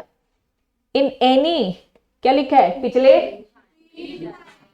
मैं इस साल अपॉइंट हो रही हूँ, मैं कह रही इस साल थोड़ी ना ऑफिसर है, तो उन्होंने क्या बोला, सुनो, पिछले 3 साल में भी, अगर 10 साल पहले थे तो चलेगा, लेकिन पिछले 3 सालों में ना तो केएमपी हो ना ही एमपी, ना आप खुद, मैं कह रही हूँ मैं 10 साल पहले इस कंपनी में थी केएमपी, उन्होंने बोला आप इंडिपेंडेंट डायरेक्टर पिछले 10 साल में बन सकती है, लेकिन पिछले 3 साल में थी मैं केएमपी, तो बन सकती हूँ? नहीं। तो पिछले 3 सालों में देखा जाएगा, जहां भी वो प्रपोज किया जा रहा है, तो ऐसे लिखा है, जहां भी मैं इंडिपेंडेंट डायरेक्टर के लिए प्रपोज की गई हूं, मैं उस कंपनी में ना तो मैं ना तो मेरा रिलेटिव पिछले 3 साल में ना तो केएमपी की पोजीशन होल्ड की हो ना। अब समझ में आ रहा है कि भैया हाँ डिपेंडेंसी आ रही है, पहला पॉइंट समझ में आए, पॉइंट नंबर 6 का पहला पॉइंट, ठीक है। चलिए, इन्होंने बोला ना तो क्या हो, एम्प्लॉय हो, प्रोप्राइटर मतलब सोल प्रोप्राइटर, या तो क्या हो, पार्टनर। कब देखा जाएगा? पिछले 3 साल, वो 3 साल पिछले इमीडिएट है ना, preceding in which he has to be proposed to be appoint. अब समझना कहां पर, समझना, एक फर्म का नाम दे रखा है बच्चा, क्या दे रखा है? एक फर्म का नाम, किस फर्म का? ऑडिटर, मतलब सारे के सारी ऑडिट फर्म की बात हो गई, चाहे वो सीए का हो, चाहे वो सीएस का हो, चाहे वो कॉस्ट का हो। बच्चा हम फर्म की बात करें, क्या सीए की फर्म नहीं होती है, सीएस की नहीं होती है, सीएमए की होती है, a firm of auditor, auditor मतलब सीए की बात हो रही है, सीएस की बात कर दिया, और कॉस्ट ऑडिटर, तीनों को कवर कर दिया। एक फर्म है, आईटेक्स कंपनी का ऑडिट होता है, समझना, आईटेक्स कंपनी का क्या होता है बच्चा? ऑडिट होता है। इस आईटेक्स कंपनी का ऑडिट करने वाली एक ऑडिट फर्म है, क्या ये बात समझ में आ रही है? इस फर्म की बात हो रही है, इस फर्म में मैं एम्प्लॉई नहीं हूं, इस आईटेक्स कंपनी में इंडिपेंडेंट डायरेक्टर को अपॉइंट करना, मुझे अपॉइंट किया जा रहा है, लेकिन अगर पिछले 3 साल में देखा जाएगा मेरा रिकॉर्ड, क्या मैं इस ऑडिट फर्म में बैठती थी? अगर मैं इस पिछले 3 साल में इस ऑडिट फर्म में बैठती, चाहे वो ऑडिट फर्म किसकी हो, कंपनी, सीए अकाउंट चेक करने आएगा, सीएस लॉ चेक करने आएगा, कॉस्ट अकाउंट अपना कॉस्टिंग देखने आएगा, तीनों के काम अलग अलग। कंपनी ने ये 3 फर्म को काम दे रखा था, ये सीए की फर्म थी, सीएस की और सीएमए की। इन तीनों में से किसी भी फर्म में मैंने काम किया हो, या तो मैं क्या काम किया हो, या तो मैं इस फर्म की एम्प्लॉय थी, या तो सोल प्रोप्राइटर, सिंगल भी तो हम चला सकते हैं, मुझे सिंगल काम करना तो नहीं कर सकती क्या? प्रैक्टिसिंग सीएस काम नहीं कर सकता सिंगल, प्रैक्टिसिंग सीएस अकेला भी कर सकता है, फर्म के साथ भी कर सकता है ना, पढ़ा था ना। तो सोल प्रोप्राइटर, या फिर मैं एज अ पार्टनर थी, या तो मैं पार्टनर नहीं थी, अंडर में काम करती थी, ऐसा होता है, ठीक है। या तो एज एन एम्प्लॉय, या तो सोल मालिकी थी, या तो मैं पार्टनरशिप में थी। अगर मैं इन फर्म में थी पिछले 3 साल में, और जिस कंपनी का हम ऑडिट करते थे, आज उस कंपनी में क्या बनने जा रही हूँ मैं? इंडिपेंडेंट डायरेक्टर बनना अलाउड होगा? नहीं। क्या बात समझ में आ रही है? मतलब एकदम कहीं से कोई कनेक्शन नहीं। अगर आईटेक कंपनी का कोई अगर ऑडिट कर रहा है, वहां के बंदे को भी हम यहाँ इंडिपेंडेंट डायरेक्टर अपॉइंट नहीं करेंगे। समझ में आया? पक्का?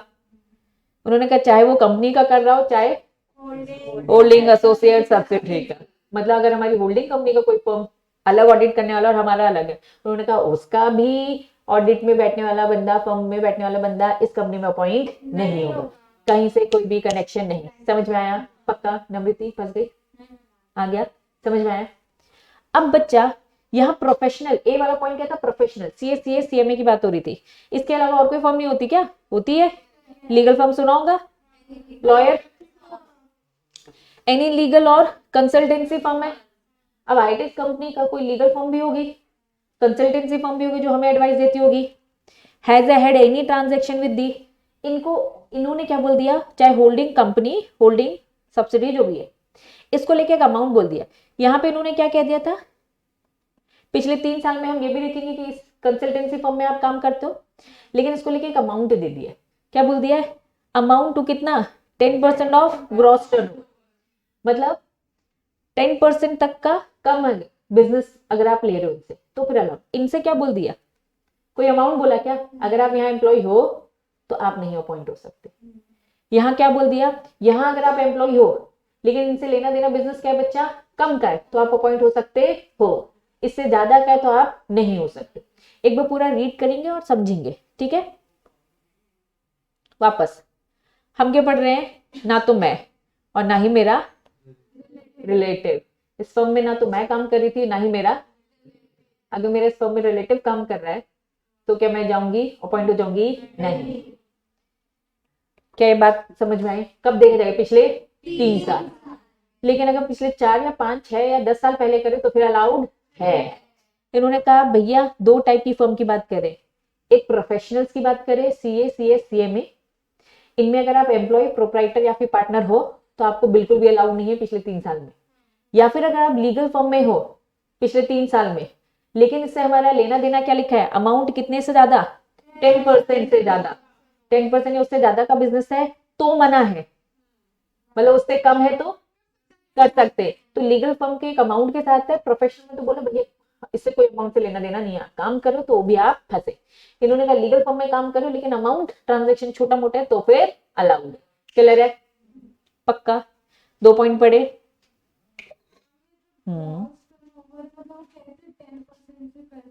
चलो मैं एक बार इसको रीड करके बता, हम बच्चा कौन सा पॉइंट पढ़ रहे, 6 पॉइंट पढ़ रहे। 6 पॉइंट का पहला पॉइंट क्या था, 6 पॉइंट का पहला पॉइंट क्या था बताओ, पहला कौन पूछा था,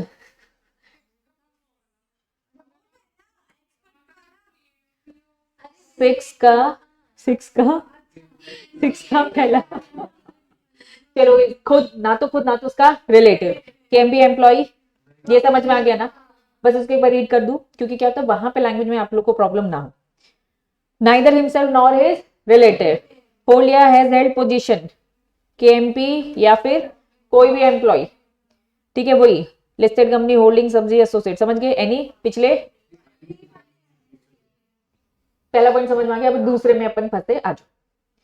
ही या फिर हैज बीन एम्प्लॉय, प्रोप्राइटर, ये 3 पॉइंट पड़े, ना तो वो खुद ना ही उसका रिलेटिव।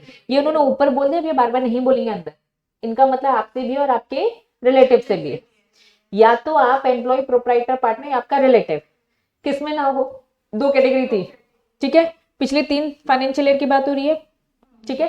चलिए पहला पॉइंट क्या था, professional firm auditors, CS, cost, same लिखा है, लिस्टेड कंपनी, होल्डिंग, एसोसिएट, पहला इसका समझ में आ गया। दूसरा वाला अब हम किसकी बात कर रहे हैं,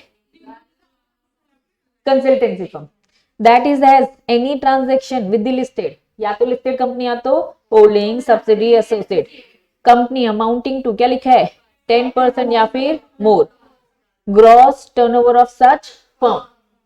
अब मेरी बात अच्छे से समझो, ग्रॉस टर्नओवर ऑफ क्या लिखा है, इस फर्म का बिजनेस देखा जा रहा है, ठीक है। इस फर्म का बिजनेस 100 करोड़ है, कितने का है 100 करोड़, इसका 10% कितना होता है, ये 10 करोड़ का ट्रांजैक्शन इसी कंपनी के साथ हो रहा है क्या, 10 करोड़ का ट्रांजैक्शन इसी कंपनी के साथ हो रहा है, उससे कम का हो रहा है। तो उन्होंने क्या बोल दिया, 10% और मोर अलाउड नहीं है ना, 10% और मोर अलाउड नहीं है। नाइदर, ना तो कंपनी खुद, सॉरी, ना तो इंडिपेंडेंट डायरेक्टर ना ही उसका रिलेटिव, बच्चा ऐसी फर्म में काम ना कर रहा हो जिसमें इस फर्म का बिजनेस इस कंपनी को लेके कितने का निकलता है 10 करोड़ या उससे ज्यादा, मतलब इससे कम का अलाउड है ना।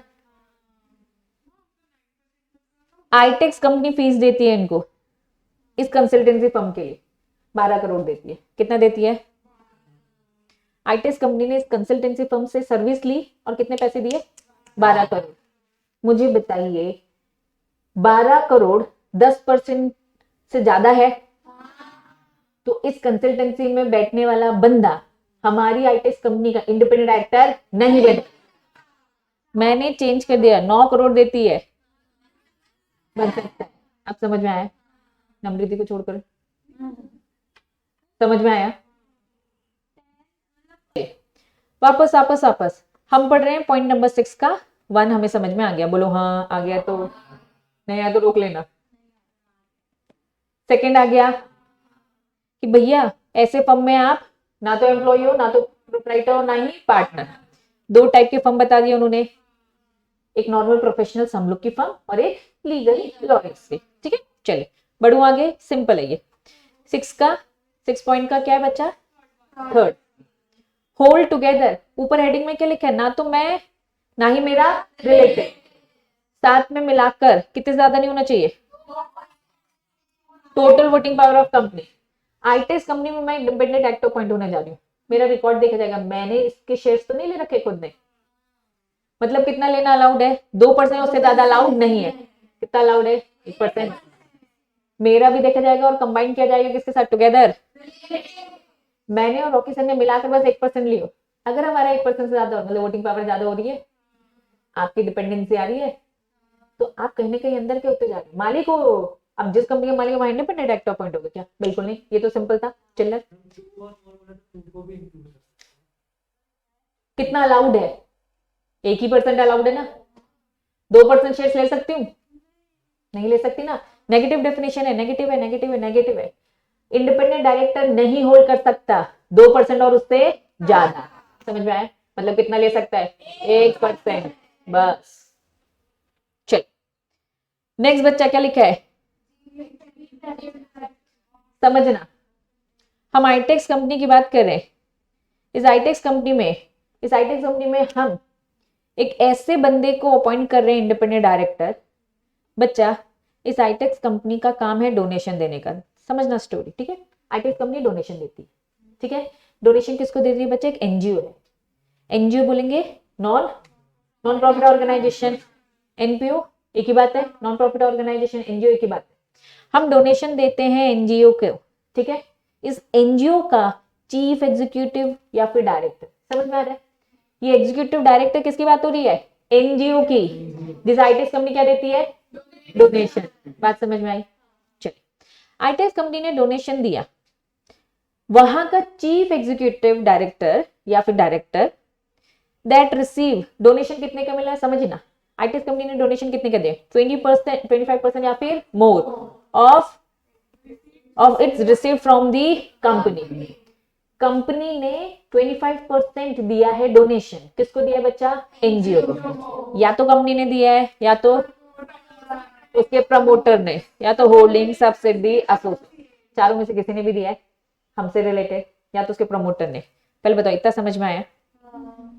इस एनजीओ का डायरेक्टर और चीफ एग्जीक्यूटिव आईटेक्स कंपनी में क्या नहीं बनेगा? इंडिपेंडेंट डायरेक्टर नहीं बनेगा। लॉजिक समझ में आ रहा है? हम इतना डोनेशन देते तो वो हमारे अंडर में आ गए, तब पैसा दे रहे, तो हमारी बात तो मानेंगे। तो ऐसे बंदे को क्यों रख रहे हो जो तुम्हारा गुलाम है? हमें तो इंडिपेंडेंट बंदा चाहिए जो किसी का गुलाम ना हो। समझ में आया? दूसरी बात है अब, और चीफ एग्जीक्यूटिव डायरेक्टर, एनजीओ का मालिक जो है, एनजीओ का जो डायरेक्टर है, उसने होल्ड कितना करके रखा है? 2% और more total voting power of the company. आईटेक्स कंपनी के कितने होल्ड कर रखे उसने? 2% या उससे ज्यादा। या तो डोनेशन आता है, होल्ड उसने कुछ नहीं कर रखा, जीरो होल्डिंग है, लेकिन हमसे पैसा तो इतना जाता है, गुलाम बन गया। या फिर वो हमारी कंपनी का शेयर होल्ड करके बैठा है, तो भी इंडिपेंडेंट हुआ क्या? नहीं। बच्चा, जहां कहीं भी ये शॉर्टकट है, समझ गए क्या? एक बार रीड करूं 6 पॉइंट का ए और बी रीड कर लिया था, ठीक है? सी में क्या लिखा था? सिंपल था सी तो 2% hold together with his relative 2% और मोर, उसको अलाउड नहीं है इंडिपेंडेंट। मतलब कितना अलाउड है? 1% तक। चले रहे? चले। डी पॉइंट, एनजीओ वाला, चीफ एग्जीक्यूटिव या फिर डायरेक्टर, वॉट एवर नेम, जो नाम बोलना है बोलो भाई, एनजीओ में बैठा है, किसी भी नॉन प्रॉफिट ऑर्गेनाइजेशन जिसमें वो क्या रिसीव करते हैं? 25% और मोर रिसीव। कॉर्पस मतलब कॉन्ट्रीब्यूशन ही होता है, डोनेशन ही समझो, ठीक है? फ्रॉम दी, ये डोनेशन किससे मिल रहा है? लिस्टेड कंपनी से, एनी ऑफ इट्स प्रमोटर से, डायरेक्टर से, होल्डिंग सब्जी एसोसिएट से। यहां तक पहला पॉइंट यहां पर है कि अगर वो कितना 25% तक का डोनेशन ले रहा है, 25% कैसे देखा जाएगा? हम देखेंगे एनजीओ में पैसा आ रहा है, एनजीओ में पैसा आ रहा है 100 करोड़ का। अब हम देख रहे हैं इसका 25% 25 करोड़ तो कौन दे रहा है? आईटेक्स दे रहा है। मतलब इतना बड़ा डोनेशन आईटेक्स दे रहा है, तो यहाँ का एनजीओ के डायरेक्टर क्या वहां बैठ पाएगा क्या? नहीं, डिपेंडेंसी आ गई। ठीक है, या फिर उस डायरेक्टर ने होल्ड करके रखा कितना? 2% और मोर टोटल वोटिंग पावर, जहां भी वो इंडिपेंडेंट डायरेक्टर के लिए प्रपोज हो गए। समझ में आया? पक्का। 6 पॉइंट की कितनी बातें थी? 4। पहली बात क्या थी?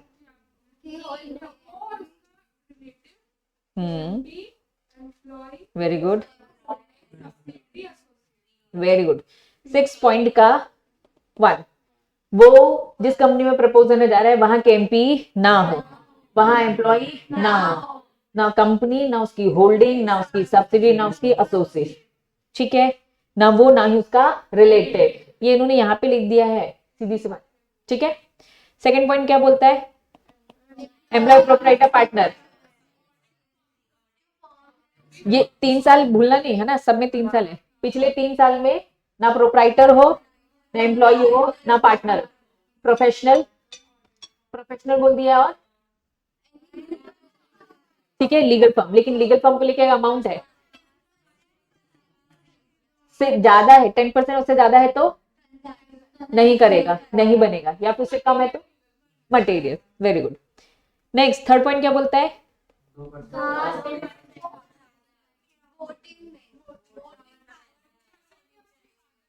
2% या उससे ज्यादा की शेयर होल्डिंग ना हो। शेयर होल्डिंग वर्ड नहीं लिखा है, ध्यान दो। आपको वोटिंग पावर, लेकिन शेयर होल्डिंग से ही वोटिंग पावर मिलती है, हमेशा याद रखना। लेकिन क्या होता है, कभी कभार आपके पास शेयर ज्यादा होते हैं लेकिन वोटिंग पावर कम होती है, ऐसा भी होता है, इसलिए वोटिंग पावर ज्यादा इंपॉर्टेंट है। वही तो, शेयर होल्डिंग है तो वोटिंग पावर तो नहीं है, चलेगा? नहीं चलेगा। हमें क्या चाहिए? Voting power. हमें ऐसे शेयर होल्डिंग की बात कर रहे हैं जिसके पास क्या हो? इक्विटी हो। हाँ हाँ हाँ, वो बन सकता है, वो बन सकता है, हाँ हाँ हाँ, वो बन सकता है। Very good. ठीक है बच्चा, वोटिंग पावर है तो मतलब क्या होंगे? इक्विटी होंगे। प्रेफरेंस लो भैया, हवा में लो, डिबेंचर्स, डिबेंचर्स ले लो। ठीक है, हाँ बच्चा।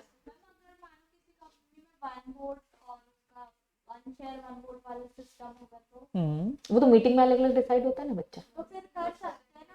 हाँ हाँ, बिल्कुल कर सकते हैं। 1% है अगर आपके पास, शेयर्स कितने हैं depend.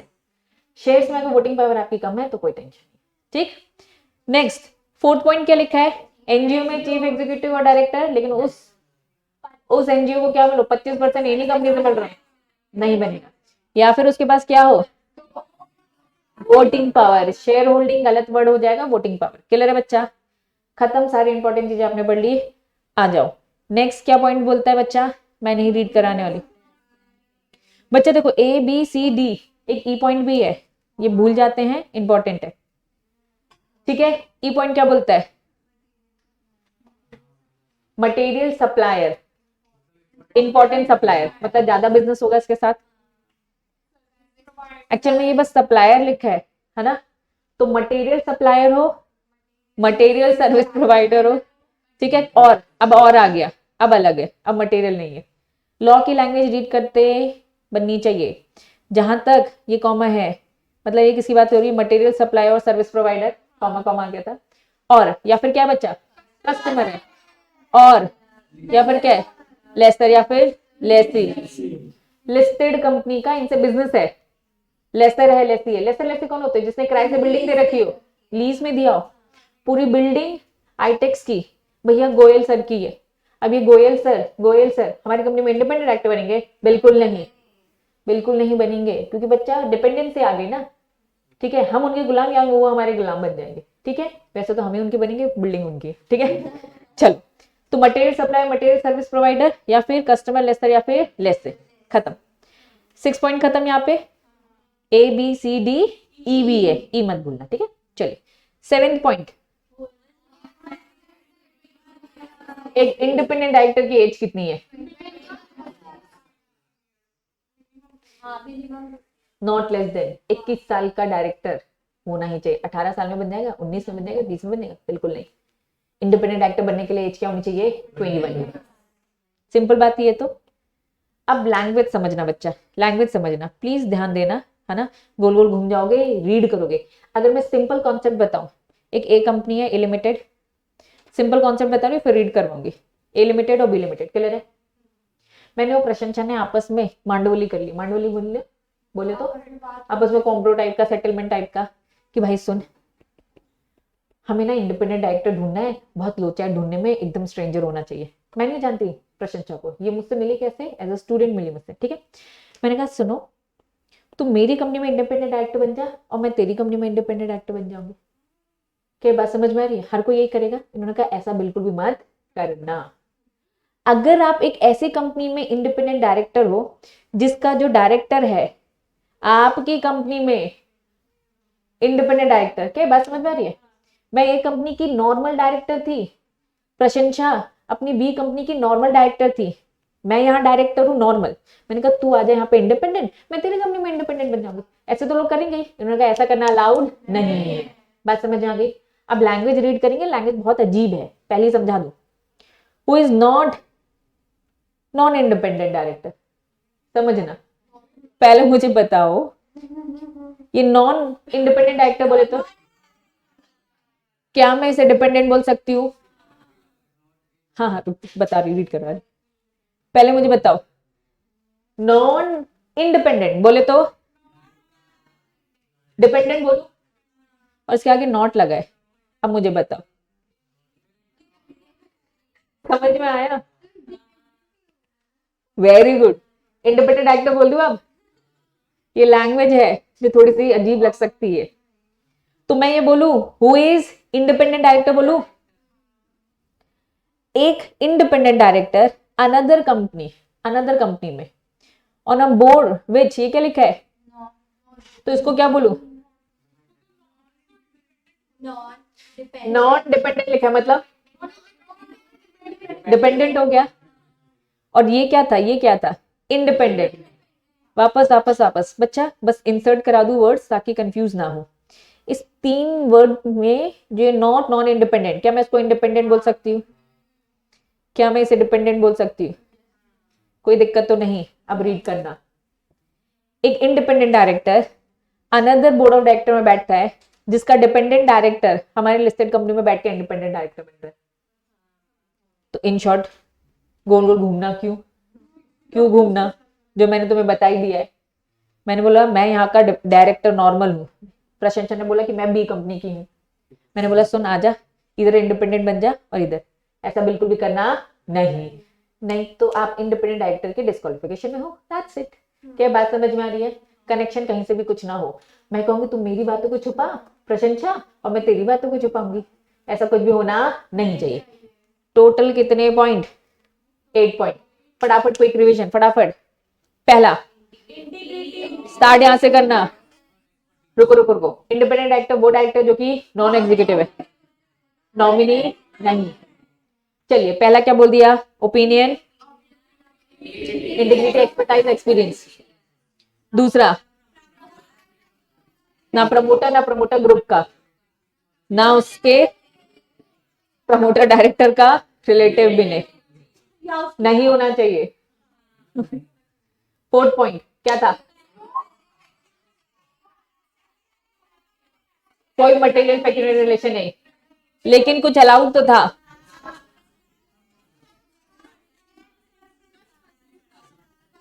Very good. 5th point क्या था? उसका रिलेटिव 10 लाख या फिर whichever is lower, जो भी है। 6th पॉइंट का पहला क्या था? एम्प्लॉय पिछले 3 साल में देखा जाएगा। एम्प्लॉय प्रोप्राइटर पार्टनर फर्म में प्रोफेशनल और वो वाली जो लीगल फर्म है उन पिछले 3 साल में। ठीक है, क्या बोल दिया इन्होंने? लीगल फर्म को लेकर तो बोल दिया पिछले 3 साल में हमने ट्रांजैक्शन की बात कर दी। बच्चा, इसका 3rd पॉइंट क्या बोलता है? खुद और मिलाकर रिलेटिव 2% से ज्यादा नहीं। वोटिंग पावर, किसी एनजीओ में 25% आप इन्हें डोनेशन दे रखा है, उसका चीफ एग्जीक्यूटिव डायरेक्टर हमारी आईटेक कंपनी में इंडिपेंडेंट डायरेक्टर नहीं बने। पक्का? इसमें एक ई पॉइंट भी तब भूल जाओगे क्योंकि शॉर्ट नोट्स में नहीं है। Material supplier, service provider, customer, lessor lessee. Clear है? और क्या एक और पॉइंट था? 7th, उम्र मिनिमम। 8 पॉइंट क्या बोल रहा है? 2 कंपनी में सेटअप कर लिया, ठीक है, हाँ जी बच्चा, कौन सा वाला पॉइंट? हाँ हाँ, नहीं नहीं नहीं, कस्टमर बस अलग, यहाँ से फिर अलग है, कहीं से भी कस्टमर नहीं होना चाहिए। अच्छा तुम ये कह रहे हो कि मटेरियल, हाँ बोल सकते हैं, मटेरियल कस्टमर बोल सकते हैं, क्योंकि कस्टमर एक्चुअल में बहुत सारे होंगे, है ना, जिससे ज्यादा बिजनेस हो रहा है। वेरी गुड, ठीक है। चलिए अब बच्चा, ये जून 2022 का आया हुआ क्वेश्चन है, फटाफट रीड करेंगे।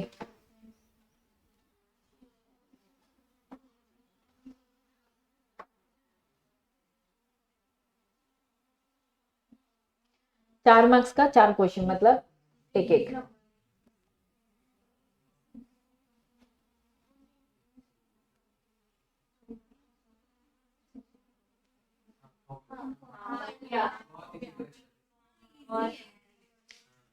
क्योंकि अभी पढ़ा है, सही रीजन बच्चा यही है, क्योंकि अभी पढ़ा। हाँ हाँ, ठीक है। Independent director in a listed company, आपसे पूछा है कि कौन कौन एलिजिबल है बनने के लिए, लेकिन क्या पूछा है बच्चा? रीजन बताना मत भूलना। रीजन कुछ नहीं, वो प्रोविजन ही लिखने हैं। क्या पूरे इंडिपेंडेंट डायरेक्टर की डेफिनेशन पूछी है क्या? बिल्कुल नहीं।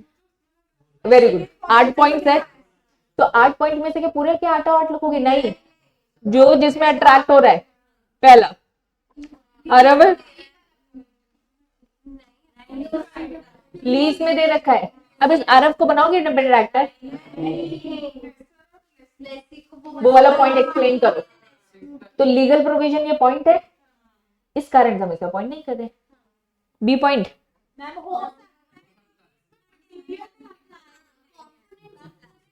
कॉम्पोनेंट लिखा है बच्चा, कॉम्पोनेंट वर्ड का मतलब नॉर्मल मटेरियल। कॉम्पोनेंट, जाओ गूगल गूगल जल्दी। बच्चा हमने क्या डेफिनेशन पढ़ी है? तो हम स्पेसिफिक बोलेंगे कि भैया ईशान क्या है? नॉर्मल है। कंपोनेंट मतलब एक छोटा सा पार्ट है, मटेरियल नेचर का नहीं है। बन सकता है, हाँ स्पेसिफिक लिख देना कि क्योंकि ये मटेरियल नहीं है, ऐसी कोई क्लैरिफिकेशन नहीं दी है। अगर ये मटेरियल होता तो अपॉइंट नहीं होता, नहीं होता, है ना। चलो समझ में आया? ये क्या लिखा है? नहीं बना सकते, क्योंकि एज लिमिट क्या है? 21। लास्ट पॉइंट बताइए बच्चा लोग, क्योंकि 1% है, तो लीगल प्रोविजन में 2% वाली बात लिख देना। कितने मार्क्स मिल जाएंगे? याद रहेगा तो मिलेंगे, नहीं तो नहीं।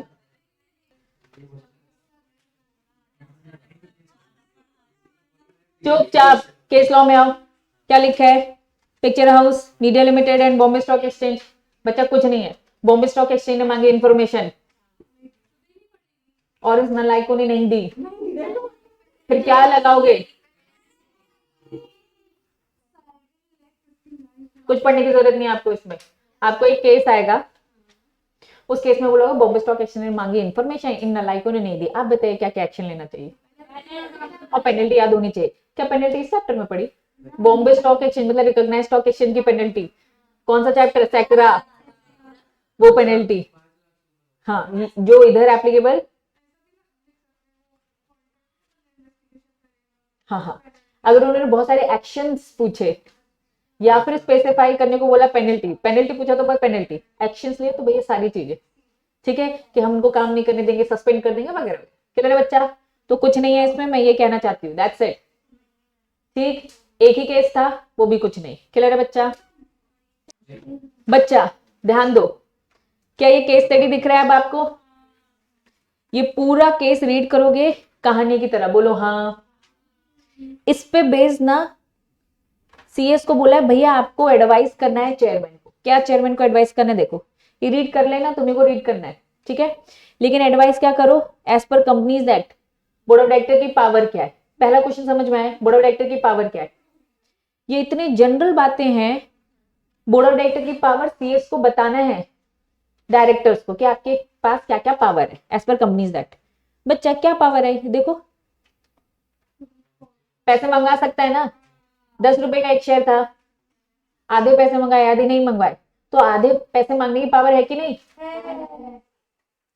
बाय बाय करने की पावर है कि नहीं?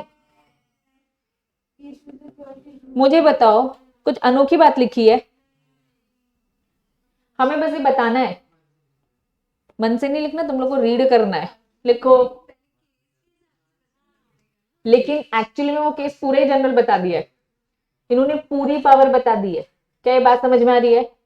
मैं कह रही हूँ उसमें ऐसा है कोई पॉइंट नहीं है जो तुम्हें समझ में नहीं आएगा। नहीं आएगा तो पूछोगे ना।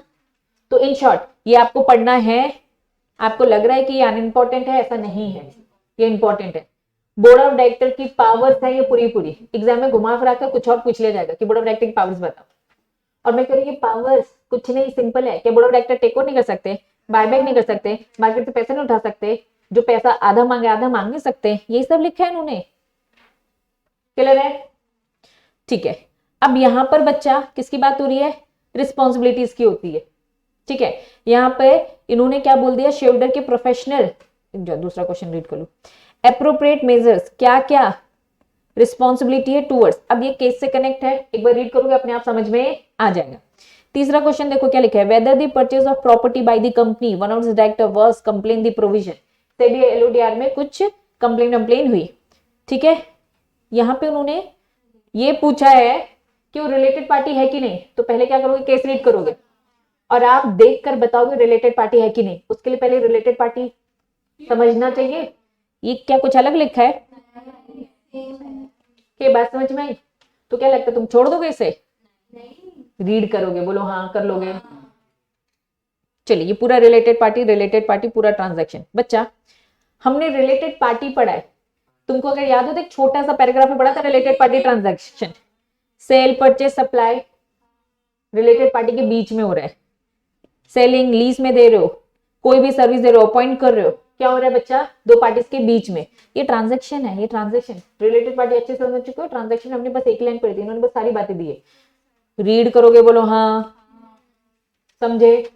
मतलब मैं कह रही हूँ इसमें कुछ है ही नहीं मेरा समझाने वाला।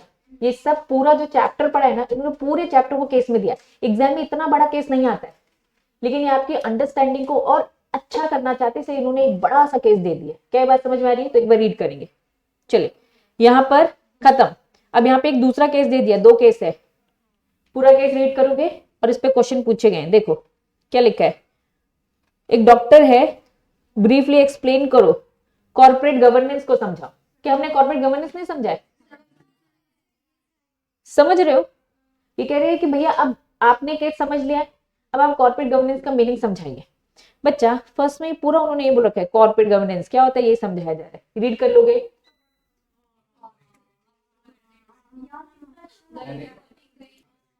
फिर क्या लिखा है? बोर्ड के कॉम्पोजिशन। हमने बोर्ड का कॉम्पोजिशन पढ़ा है, लेकिन लिस्टेड कंपनी के हिसाब से पढ़ा है। इन्होंने क्या बोला है? नॉर्मल कंपनीज एक्ट के हिसाब से और लिस्टेड कंपनी के हिसाब से अलग होता है। लिस्टेड कंपनी के हिसाब से क्या था? एग्जीक्यूटिव, नॉन एग्जीक्यूटिव प्रपोर्शन होना चाहिए, एक विमेन होना चाहिए, ये सब पढ़ा था स्टार्टिंग में। हाँ, ये हमने किसका पढ़ा था? लिस्टेड। इन्होंने कहा कंपनीज एक्ट के हिसाब से ये है। सेम बात है यार। एक पब्लिक कंपनी में कितने होने चाहिए? एक प्राइवेट कंपनी में कितने होने चाहिए? 1% में कितना होना चाहिए? ज्यादा से ज्यादा कहाँ होंगे? ज्यादा डायरेक्टर कितने होने चाहिए? 15 होने चाहिए। सीएसडी में पढ़ा था। समझ में आ रहा है? ये एज पर कंपनीज एक्ट है। समझ रहे हो? पूरा रीड करने का है। और हाँ, अब सेबी का मैंने नहीं पढ़ाया अभी आपको। सेबी का तो इसी चैप्टर में पढ़ा ना। Executive, non executive, women director starting में पढ़ा था, रेगुलेशन 17 से चालू किया था, वही है। समझ में आया? फिर उन्होंने बोला चेयरमैन और सीईओ। तीसरा क्वेश्चन यहाँ दे रखा है।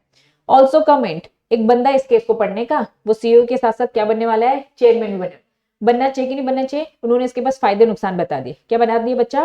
फायदे नुकसान। एक बार पूरा का पूरा रीड करोगे, पूरा केस रीड करोगे बच्चा, और नेक्स्ट क्लास में डाउट लेकर आओगे। यहाँ पे पूरा का पूरा चैप्टर होता है बच्चा हमारा ओवर। आज की सभा होती है समाप्त।